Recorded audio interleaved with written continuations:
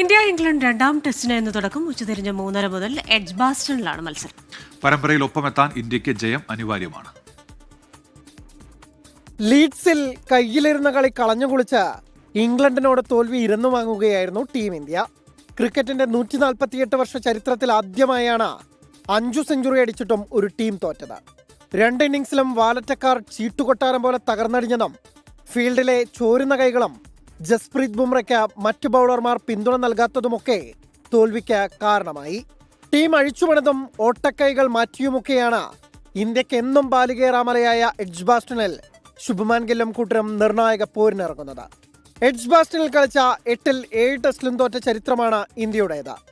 ഏക സമനില നേടാനായത് 1986-ൽ കപിൽ ദേവിന്റെ കാലത്ത്. ജസ്പ്രീത് ബുംറ കളിക്കുമോ എന്ന കാര്യത്തിലാണ് ഏറ്റവും വലിയ ആകാംക്ഷ.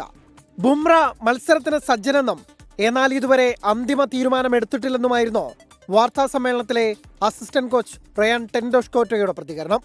ഇപ്പോഴേ ദുർബലമായ ബൗളിംഗ് നിര ബുംറ കൂടിയില്ലെങ്കിൽ എന്തു ചെയ്യുമെന്ന് കണ്ടറിയണം.